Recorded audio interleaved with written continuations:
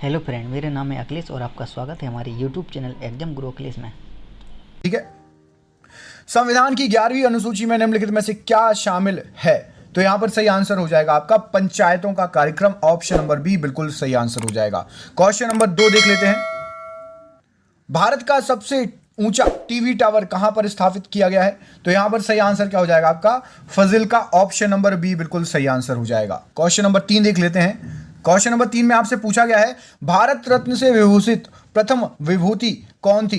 तो यहां पर सही आंसर हो जाएगा doctor S Radhakrishnan. Doctor S Radhakrishnan आपके राष्ट्रपति थे या उपराष्ट्रपति? कमेंट करके बताइए, राष्ट्रपति थे या उपराष्ट्रपति? लगातार 10 साल।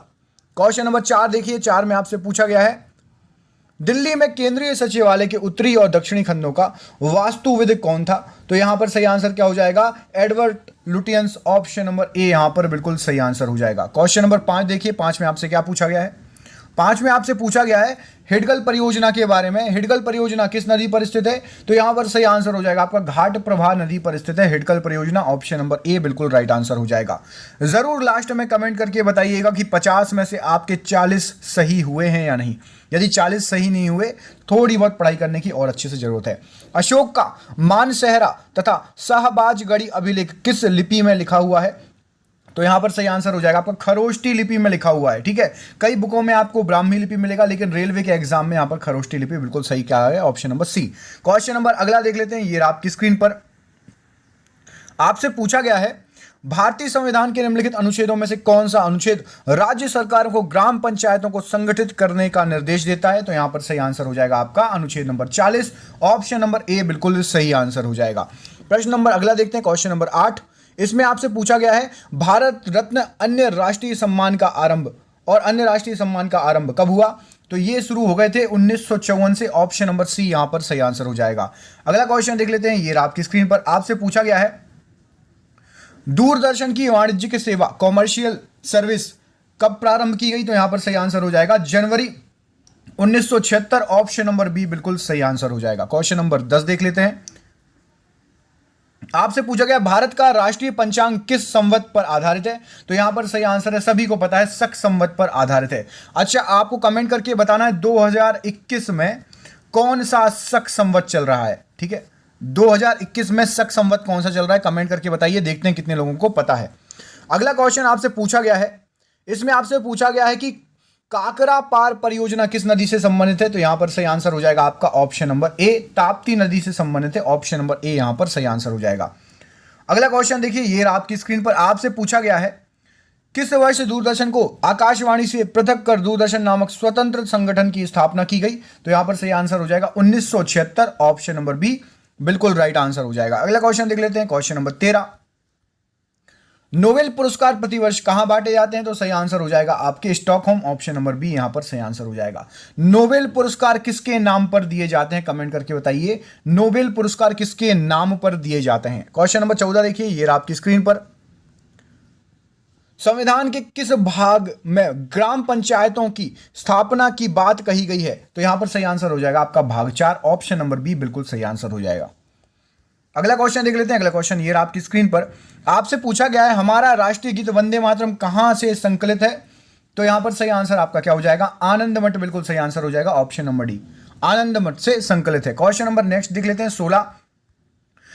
किसके प्रतीक चिन्ह में बहुजन हिताय बहुजन सुखाय अंकित है? तो ये है आपका ऑप्शन नंबर ए आकाशवाणी। अगला क्वेश्चन देख लेते हैं। Question number 17। ये आपकी स्क्रीन पर आपसे पूछा गया है किस काल की लिपि को चित्राक्षर लिपि कहा जाता है? तो यहां पर सही आंसर हो जाएगा सिंधु घाटी, सिंधु काल को, क्योंकि भाव चित्रात्मक लिपि है, आपको समझ में नहीं आएगा। ठीक है, और चित्र बना बना के उन लोग लिखते थे, भाव चित्रात्मक होती है लिपि। नोबेल पुरस्कार जीतने वाला प्रथम अर्थशास्त्री कौन था? तो यहां पर सही आंसर हो जाएगा Amartya Sen. Option number C बिल्कुल सही आंसर हो जाएगा। Question number 19।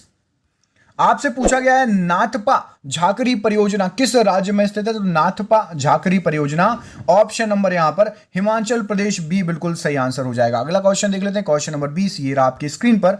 इसमें आपसे पूछा गया है भारतीय संविधान के किस भाग में नगर पालिकाओं के संबंधित प्रावधान है? तो नगर पालिकाओं से संबंधित प्रावधान भाग 19 का ऑप्शन नंबर यहां पर बी बिल्कुल सही आंसर हो जाएगा। अगला क्वेश्चन देख लेते हैं। ये रहा आपकी स्क्रीन पर।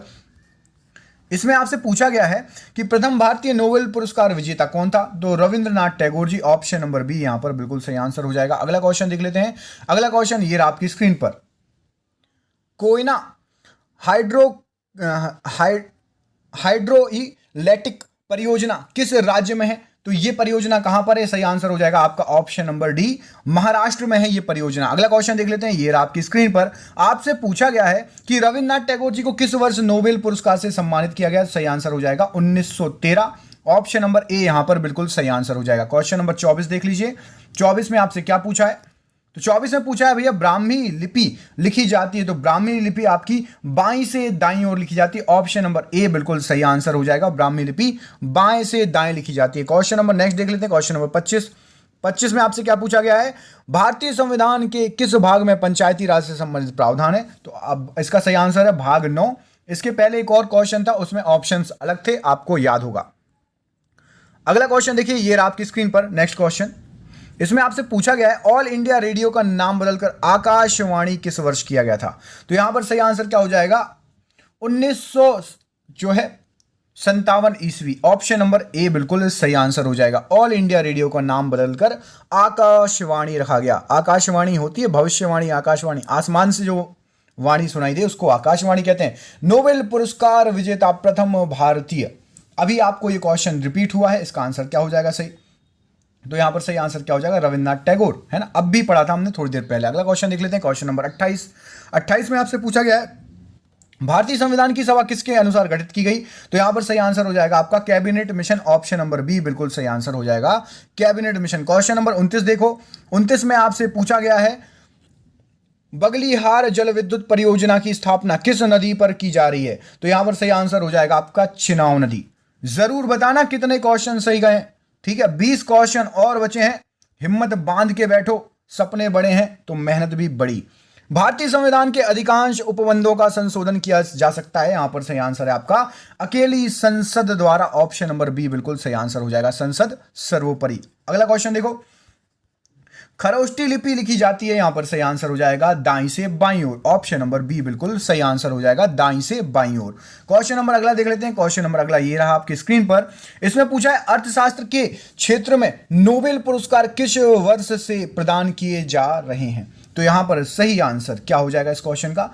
इस क्वेश्चन का आपका बिल्कुल राइट आंसर हो जाएगा ऑप्शन नंबर बी 1969, 70 कम 1 से। अगला क्वेश्चन देखो, ये रहा आपकी स्क्रीन पर।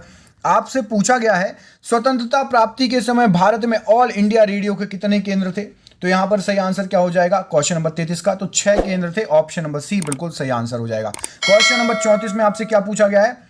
बंगाल के बारे में पूछा है। बंगाल की एशियाटिक सोसाइटी के प्रवर्तक कौन थे? तो यहां पर सही आंसर हो जाएगा sir William Jones. Option number B बिल्कुल सही आंसर हो जाएगा। क्वेश्चन नंबर 35 में क्या पूछा गया है?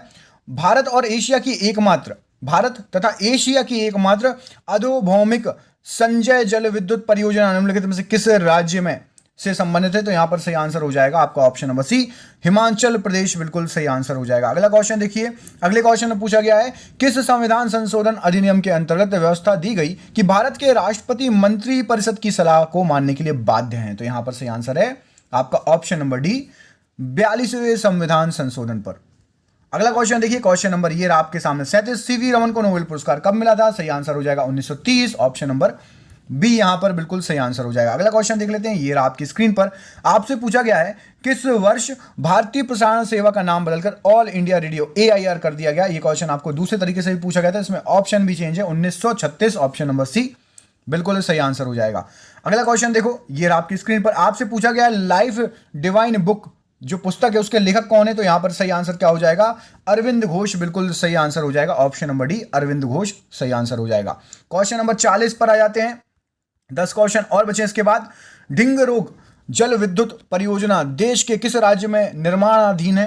तो यहां पर सही आंसर हो जाएगा Arunachal Pradesh. Option number D Arunachal Pradesh सही आंसर हो जाएगा। अगला क्वेश्चन देख लेते हैं। अगले क्वेश्चन में पूछा गया है आपसे किस संविधान संशोधन एक्ट के तहत मतदाताओं की आयु 21 से घटाकर 18 वर्ष कर दी गई थी? तो यहां पर सही आंसर है 61वें संविधान संशोधन। ऑप्शन नंबर ए बिल्कुल सही आंसर हो जाएगा। अगला क्वेश्चन देख लेते हैं। अगला क्वेश्चन ये रहा आपकी स्क्रीन पर। भारत में रेडियो प्रसारण प्रारंभ किस वर्ष हुआ था? तो सही आंसर है 1923 से रेडियो प्रसारण प्रारंभ हो गया था भारत के अंदर आजादी के पहले से। अगला क्वेश्चन देखो, ये रहा आपकी स्क्रीन पर, भारत को प्रथम नोबेल पुरस्कार किस विषय के लिए दिया गया था? तो यहां पर सही आंसर हो जाएगा साहित्य के लिए। और किसको मिला था? आपने ऊपर पढ़ा था सबसे तीसरा चौथा क्वेश्चन, कमेंट करके बताओ अभी तक याद है कि नहीं, आगे पार्ट पीछे सपाट तो नहीं हुआ। क्वेश्चन नंबर 44 में पूछा गया है आपसे, इनमें से किस लिपि को सभी लिपियों का जन्मदाता कहा जाता है? तो यहां पर सही आंसर क्या हो जाएगा? यहां पर सही आंसर है आपका ब्राह्मी लिपि, ऑप्शन नंबर सी बिल्कुल सही आंसर हो जाएगा। अगला क्वेश्चन देख लेते हैं, क्वेश्चन नंबर 45, ये रहा आपकी स्क्रीन पर, भूदान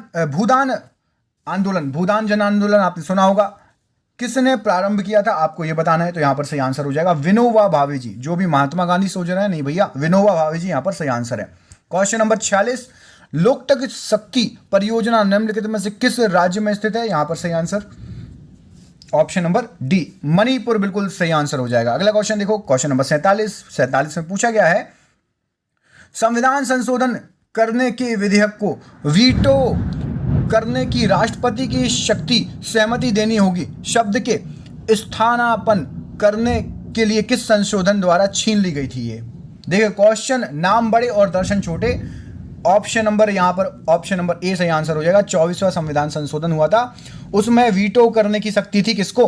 राष्ट्रपति को, उसको छीन लिया गया था। सिंपल सा क्वेश्चन है। अगला क्वेश्चन देखो, हिंदी किस लिपि में लिखी जाती है?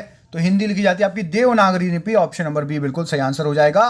क्वेश्चन नंबर 49, नोबेल पुरस्कार कब प्रारंभ किए गए? सही आंसर है 1901, ऑप्शन नंबर बी बिल्कुल सही आंसर हो जाएगा। और ये रहा आपका आखिरी क्वेश्चन, इसमें आपसे पूछा गया है आनंद मठ के लेखक कौन है? तो यहां पर सही आंसर हो जाएगा आपका Bankim Chandra Chatterjee, option number B बिल्कुल सही आंसर हो जाएगा। और ये सरप्राइज क्वेश्चन है, इसका आंसर आपको कमेंट बॉक्स में देना है, इसका आंसर आपको अगले वीडियो में मिलेगा। रेडियो का समस्वरण स्टेशन उदाहरण किसका है? बताइए, रेडियो का समस्वरण स्टेशन किसका उदाहरण है? कमेंट करके बताइएगा। कैसा लगा वीडियो आपको? बहुत मेहनत की गई, बहुत अच्छे से वीडियो बना है। मिलता हूं अगली वीडियो में, तब तक के लिए अपना ख्याल रखिए। वीडियो लाइक कर दो, शेयर कर दो, दबा के शेयर कर दो, और अच्छा लग रहा हो तो बताइए, ऐसे ही वीडियो आपको और मिल जाएंगे। बहुत बहुत धन्यवाद आप सभी का, आपका दिन हो शुभ। ऐसे ही आगे बढ़ते रहिए, हंसते रहिए, खेलते रहिए, मुस्कुराते रहिए। बहुत बहुत धन्यवाद।